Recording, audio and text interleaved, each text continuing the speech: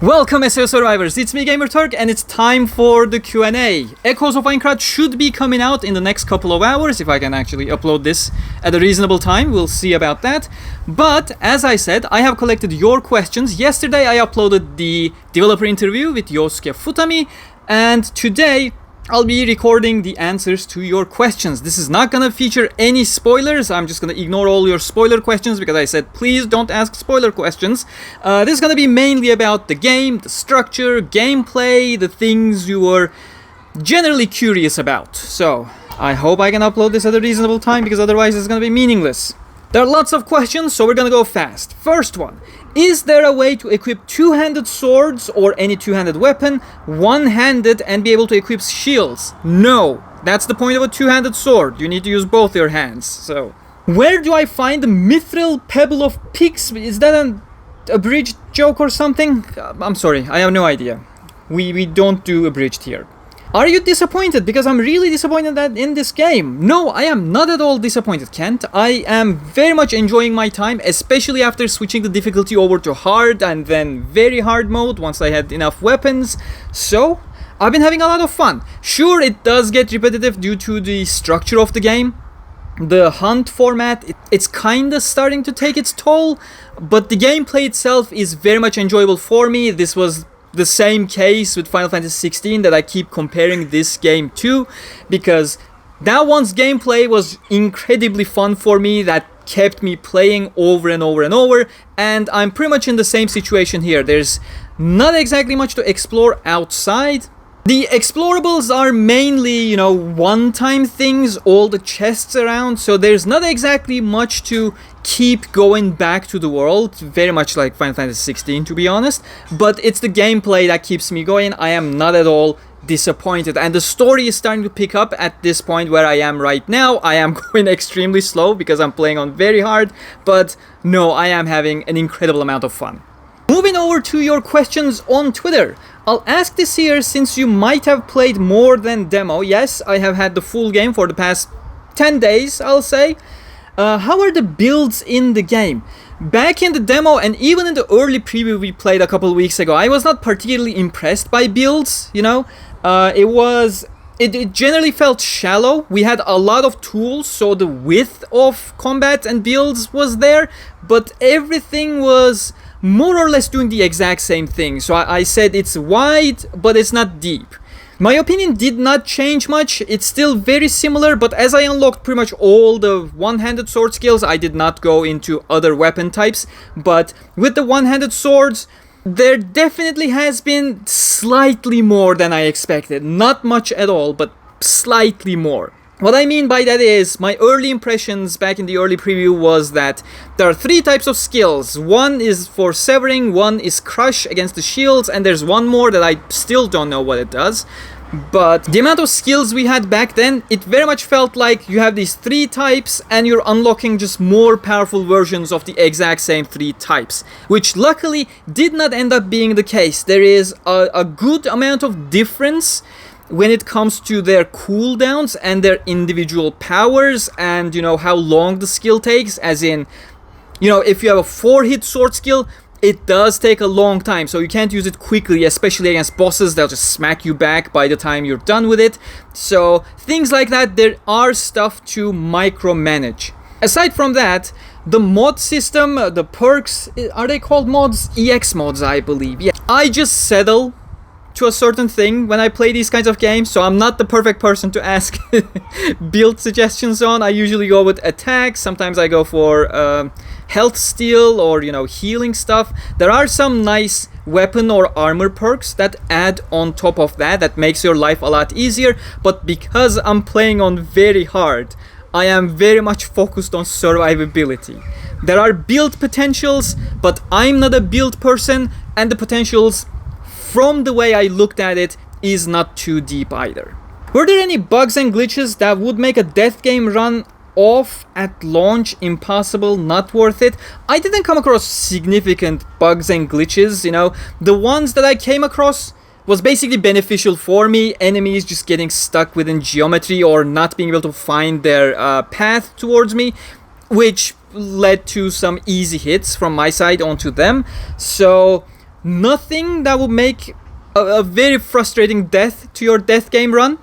And luckily, if you didn't know, if you fall down or fall into a river or something, that does not count as a death for the purpose of the death game mode. It's basically just, you can't skip this portion, I will now teleport you back. It does not count as a death. So, still, I do not recommend a blind death game run, even on normal mode.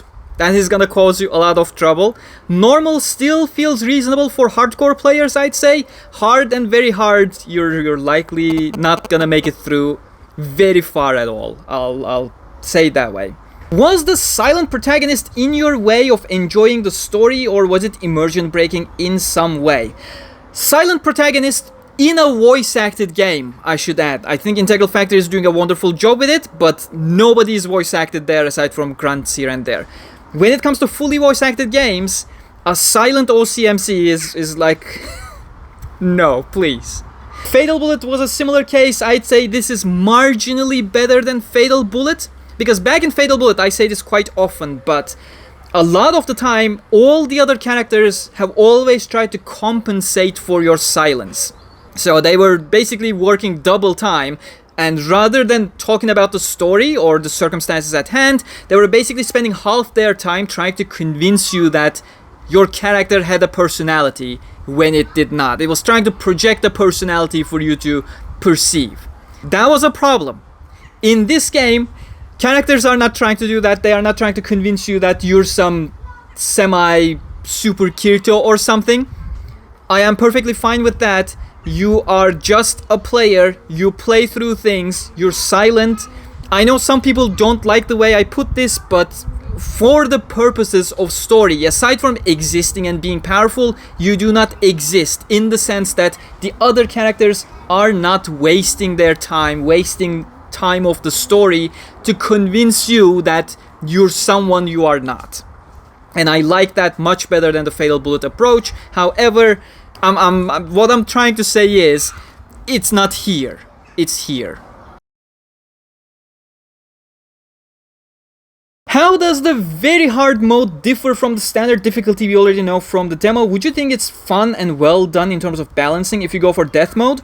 That's a bit of a double-sided question. I think very hard mode is absolutely the way to enjoy this game, and if you're lacking skill, I would recommend just sticking to hard. Not normal. Normal is for you to play the story normally, just enjoy the story, and then story difficulty is just baby mode. So don't go for story difficulty, please. But for very hard mode, what happens is that the enemies are basically a lot more aggressive. They leave less room for you to act in between their actions, so you need to be more careful and focus more on countering. However, when it comes to balancing, that was a bit of a tough spot to talk about, because the way balancing works in Echoes of Aincrad is that it's very faithful to Sword Online, which most people don't know. Most people interpret that in the wrong ways because they didn't pay attention to the series. But basic enemies, the small boars, the small wolves and stuff, they're all one-shot. Whether you're playing in lower difficulties or higher difficulties, you can just rush, do a heavy attack and sever them in between just fine. One hit. Mid-tier enemies, especially when they're grouped, they are dangerous. And when you're playing against bosses, it's painful. You're gonna have to concentrate, you're gonna have to play your A game, and that doesn't exactly change between difficulties. It's just that room in between that the enemies leave you is what it changes, and of course it's scaling a bit of health, attack and defense, all those kinds of stuff as well. But the main difference is going to be that, are the enemies gonna allow you to take advantage of them? Or are you gonna have to worry about what the enemies do and countering them to be able to be effective against them? That's the main difference. Death game mode, as I said, I do not recommend doing it blind. Absolutely not. I'm sorry if this is a dumb question, but did you find the characters to be well written? I think most of the characters are well written, except for us, because we have no writing, we're completely silent. I'm perfectly happy with the way they have been written, especially because my main worry, due to the OCMC being silent, as I said, they do not waste their time trying to project a personality onto you, which was my, bar of quality. Otherwise, I really enjoy all of the characters involved. How important do you expect partner selection to be in completing the game's missions? Not very important, I'd say. They all do feel powerful, especially if you give them upgraded weapons. You can do that. They are all powerful in their own right. I did not lean into any of their specific abilities, aside from Iori, of course. As I said, I'm playing on very hard, and I desperately need that healing.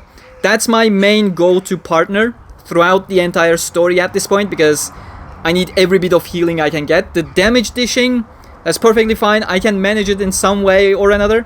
But the healing is absolutely the way to go if you're playing on higher difficulties.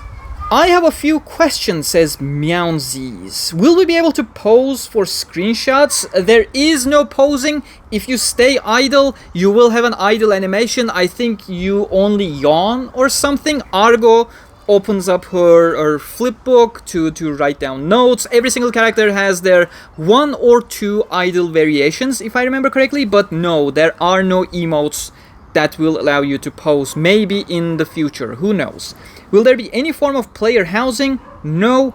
How far will player customization go? I think it's on level of Fatal Bullet, if not better, and then Futami-san also mentioned this in the developer interview as well, and I've been telling people about it too. There is armor customization and transmog as well. So you can have your functional armor and then put on just a cosmetic armor on top of it, and you can pretty much dye every single part of that armor, which is very well made. There are no uncolorable parts. Sadly, it does not extend to weapons and shields. I am not sure why they made that decision, because I'm pretty sure we could color weapons back in Fatal Bullet.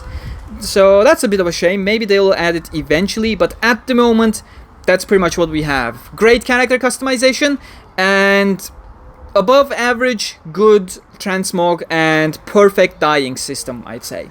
Jay has also multiple questions. Do you think there'll be a photo mode? There is no photo mode, as I said. What would you rank the weapons to be the most fun to you? I am not the best person to ask this to, but I did look around a bit. And as I said in my early preview where I tested them a little bit, it's mainly your personal choice. Do you want faster hits and, lower damage output? Or do you want slower hits, but everything just crushes all the enemies? That's basically the gradient that you have with all the 6 weapons. It's basically whichever pace of combat you like best, that's gonna be the most fun. From my hour of playing the demo, I was annoyed by the impossibility to jump from a meter high to climb down. Day 1 patch addressed this a bit. It was in their patch notes. They lowered the threshold at which point you would be teleported back. I am not sure how much it changed, because I think it's very much situational. Like, I had very different situations depending on where I was on the map in terms of which height I was allowed to jump down. But they said they improved it in favor of players after the feedback. You're gonna have to test it yourself. It should be better than the demo, theoretically. Oh, does traveling become more enjoyable, or does it stay the same later on? Depends on what you mentioned by traveling. Exploring. As I said, there is not much to explore. There are some hidden caves with hidden teleporters that are meant to be for something. I did not reach that far into the game, but when I activated it, it's basically said, hey, this is a hidden teleporter you activated. Maybe it'll be useful at some point. So there's bound to be something. But in terms of exploration, the game is designed with the usual mindset of everything is a one-off exploration. So there's not much point to go out to some place where you were before. And last but not least, we're moving over to the YouTube questions. Do you think they'll make the game feel more alive over updates? The world seemed so barren, even Hello Realization felt more alive. I said this multiple times, but I think this is completely because of the fact that there are no other players out on the field. The world is absolutely more full of things and more recognizable landmarks compared to something like Hello Realization or Alicization Lycoris that had huge maps, by the way, but not much to do there. But they were also generally designed to be explore once and then move on kind of ways. The benefit that they had was the fact that the wayfarers and other players in previous games that you could come across out on the field really did heavy lifting. This has become very apparent how much heavy lifting they did once I really went deeper into Echoes of Aincrad. I can say this, there are certain sections in the game where it's pretty clear it's not a technological limitation, like we can have more than 3 people on the screen actively being controlled by AI. Like, there is no technical limitation. So if they take this very seriously and if the feedback is very strong on this matter, I genuinely do feel like they may try adding players out onto the fields and do something with it. But I'd say it's a low likelihood. Do you know what that golden sword with the blue blade is from the trailer? That's a quest thingamajiggy, key item, let's say. The real story of the game begins shortly after the first floor boss fight, I'm just gonna say. But once it kicks off, you're gonna be going into some additional quests, very similar to the Elf War campaign, let's say.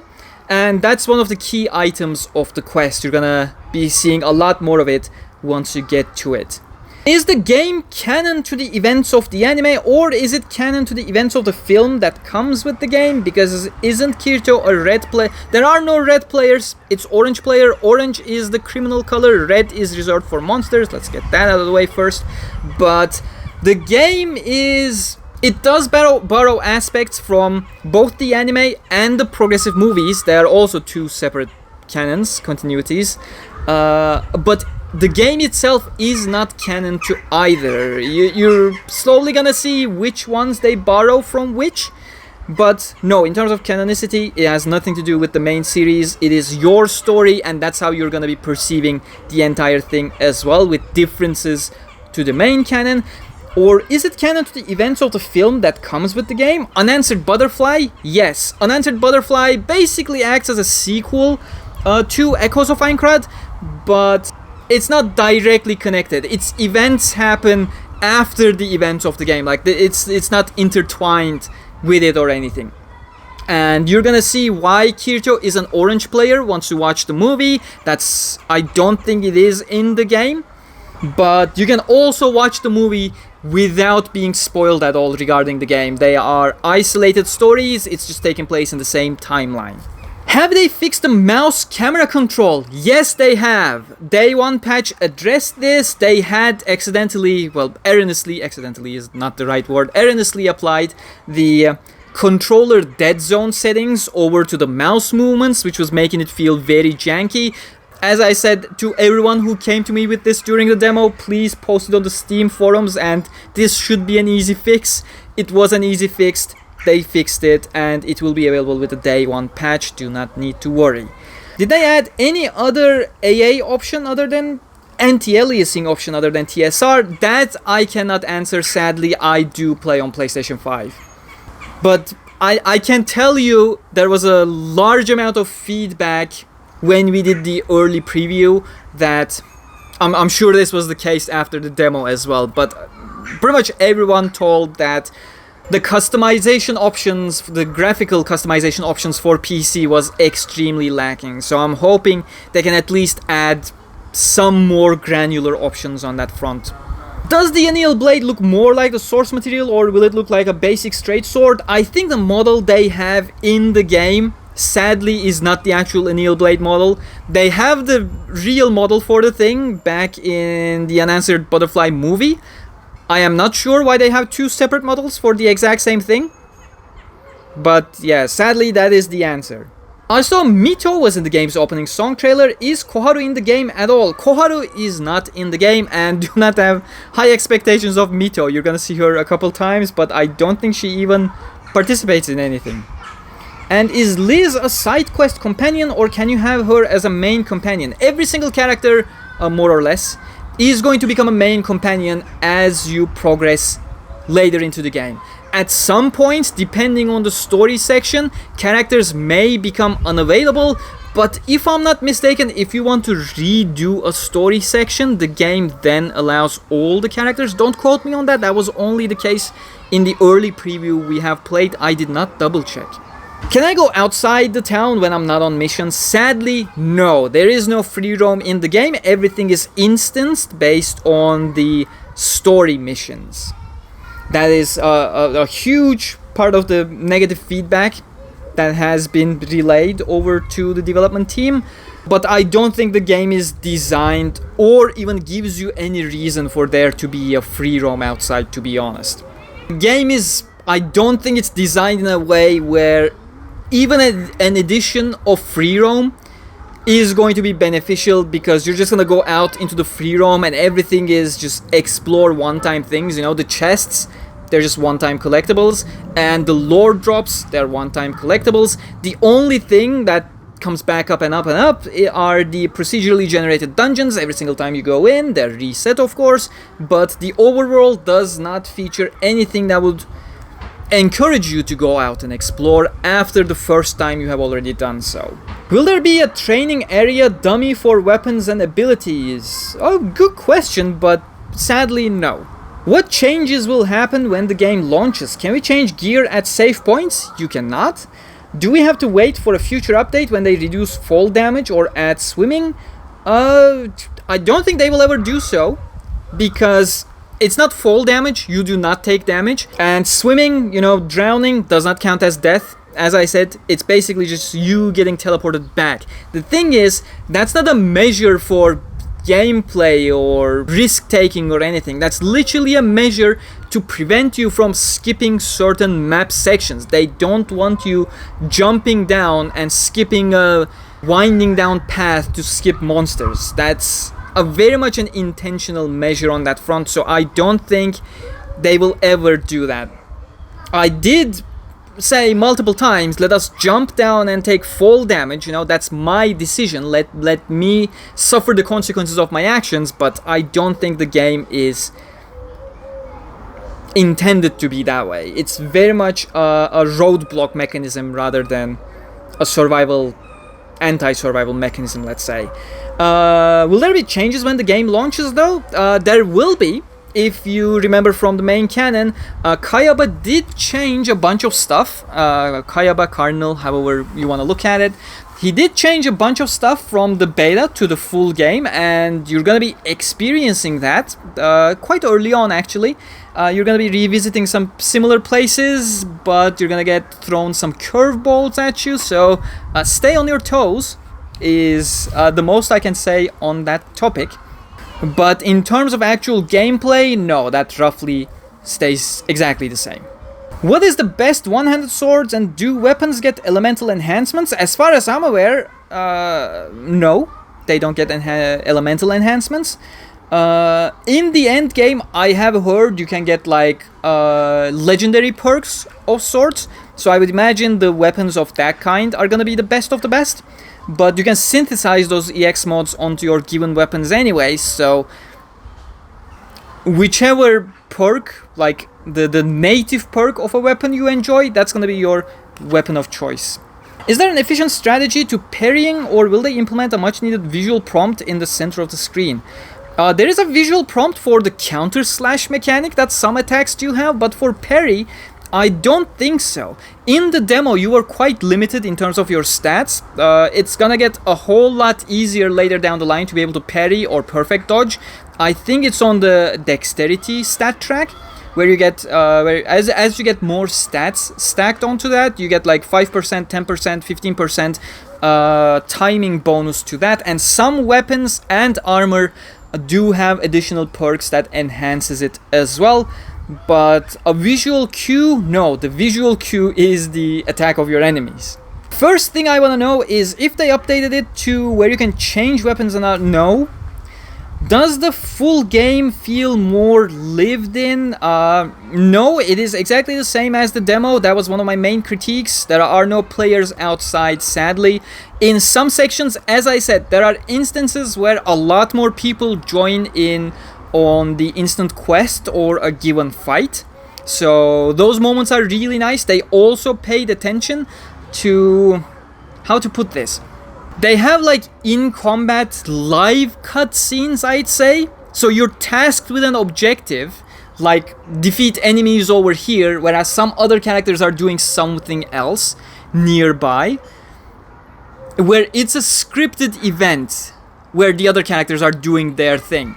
And what they did was, which I really liked, they somewhat lowered the enemy intensity, aggressiveness during those sections, and you have additional party members there as well in such cases. So they take a lot of the aggro in order to allow you to watch the actual live cutscene as it happens. That's something I like. But aside from that, the general feel of the game, it is going to be exactly the same as the demo. That nothing changes on that front. Can you take side quests on before entering the field? That is how side quests work. There are some side quests that unlock in the towns as you progress the story. You're gonna get a notification saying, oh, you unlocked a side quest in Horunka, and changing the town button also shows you which village has additional side quests available, so you can use that. You then accept the quest from them, and the quest gets added to your quest list at the terminal that you pick to go on that quest. As for discoverable side quests, you're gonna see items scattered around on the map. Sadly, they are marked on the map when you activate the safe zones. I very much would have preferred if they were not marked, but somehow hinted that they exist at a landmark or something. But once you collect the item, it basically unlocks the side quest, and when you return to the town and talk to the NPC, you activate the side quest, go to the terminal, pick the side quest, same thing. Once you're in the field, can you explore anywhere and everywhere? That is going to be a no, but as you progress the story, the later story missions do have a wider range that you can explore. In the demo, basically what you had was like 3 or 4 map fragments back to back, and then quest was over. In the full game so far, I had like 7 or 8 map fragments, and I'm not even like halfway through the game at the moment. It opens up more, but again, the problem remains the exploration on this front, where you don't really have an incentive to explore something more than once. Are there skills for just one-handed weapons? No shields? They function on the same weapon tree. The shield you have on does not change the skill you have for one-handed weapons. So it's just one-handed sword skills, rapier sword skills, and dagger sword skills. It's the same skill list. Whether you have a shield on or off only changes whether you can parry with the shield or you have to dodge. That's the only thing that it changes. Do you know if the movie will have a dub? The Unanswered Butterfly movie is not going to have a dub. It's only subbed in a lot of languages. Is there gonna be a new game plus? Keep gear, money, and materials? I don't know if there's a new game plus, but the intention with the death game mode is very clearly that they want you to finish your first playthrough and then do your death game run. So that's all the answer I can give you. I did not finish the game just yet. Also, we'll be able to, in the future, explore all the original floors of Aincrad. They were in the anime, so like iconic locations and safe floors, and instead of having 100 floors that people want, it's just maybe 30 floors in the No, the game is about the first and second floor. Whether we get more with the DLC, I doubt it at the moment. But currently the answer is no, it's just first floor and second floor. Do you think they'll eventually add more weapon types like spears? Spears is probably the one that they would add if they have intentions to add more weapons. People say bow and arrows, that's not gonna happen, they're ranged weapons. What else? People say katanas, but the thing is, the combat design, I don't think it allows weapons that are too similar to each other, and katana would just be a one-handed sword, whereas spear, the surface level differences, they end up making the core weapon differences in this game. So with the sword, that's your traditional combat. Rapier is extremely fast. Dagger, nimble, agile. And then you have your heavy weapons, the great sword, and all those kinds of stuff. They are distinctly different weapons. Katana feels more like a subsection of swords, whereas spears, they are a core weapon type in SAO thanks to their longer range. You can engage with enemies from farther behind, stay a bit more safe, it's more AoE oriented, and all those kinds of stuff. If they have intentions to add any weapons with the DLC, spears would absolutely be my first choice, but we don't know whether they're gonna do that. Does this game feel like Sword Online? This is the one game that feels the most Sword Online we ever had, and I am willing to die on that hill. Does it have this vibe that you actually are in Aincrad, or it kinda is fantasy but with SAO added to it loosely? It does absolutely feel like you're in Aincrad. They paid a lot of attention to the canon stuff that they pulled from as well. Absolutely love it. This is the definitive Aincrad experience, even though it's just the first 2 floors. What is the level cap for the full game? I do not know. There's a trophy for getting level 100. And the post-game dungeon, I believe, has level 200 enemies, but I'm not sure if that means we're gonna go to level 200. We're gonna have to wait and see a bit longer, sorry. Will there be helmets to hide my mug? No. Please take advantage of the character creator and create something that you enjoy, because there are no helmets and you can't change your character. What's the coolest looking armor set, and can we dual wield? We cannot dual wield, and the coolest looking armor set is the one you enjoy the most. Would there be a transmog system for armor, weapons and shields? There is a transmog system for armor, and you can dye every single part of armor, gauntlets and boots. There is none for weapons and shields, sadly, unless it's a much later game unlock that I haven't unlocked yet, but I don't think there is one. I've actually been avoiding a lot about the game to get the experience on my own, but do we know how many floors there'll be or how much the game spans in that sense? The story length is 30 hours and the game spans the first and second floors of Aincrad. However, the story of the game is not floor clearing. We have our fully original story that kicks off after the first floor battle, and that's what we'll be following. I think you would appreciate a lighter answer as well, wouldn't you? Do you think this is really worthy, this game? That always depends on your personal preference. I think it is, but I keep comparing it to Final Fantasy 16 because the combat reminds me of it quite a fair bit. It's not deep combat, it is wide combat, and it is, for me, it is exhilarating. I absolutely love the combat style, and therefore, it very much is worth it for me. But Final Fantasy 16, that I keep referencing, is one of the most divisive Final Fantasy games because of its combat.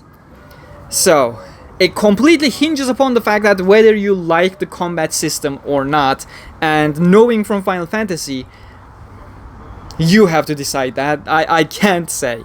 Will there be more weapon skills for each class? There's about like 10-15 sword skills, if I'm not mistaken, for each weapon skill, for each weapon class. So yeah, there is more than 3 that you got to experience in the demo, if that's what you're asking.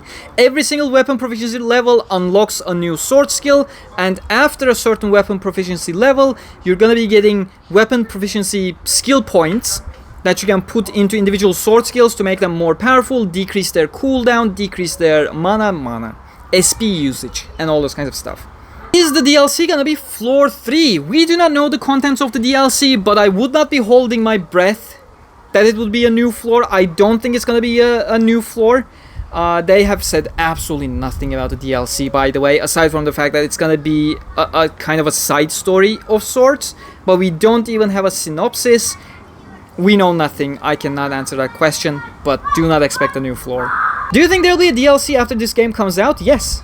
Yes, there is one listed. I think that relates to the previous question. But we don't know if they're gonna do anything in the future as well. We're gonna have to wait and follow the official news on that front.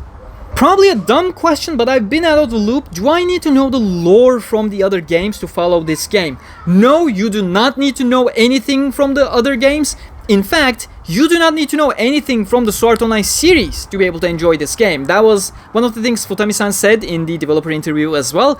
This has taken us all the way to the beginning of Aincrad for a reason, so that new players can come in and experience the series without any baggage to know beforehand in the first place.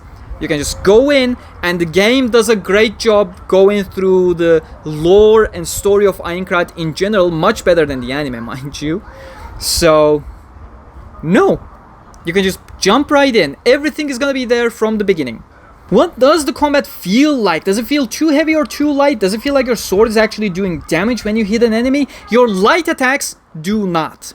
But that's the point of light attacks. They are light attacks. Heavy attacks, it depends on the enemy. Some of your skills guaranteed to stagger your enemies, so you're gonna be using them quite a lot to just throw them off their rhythm.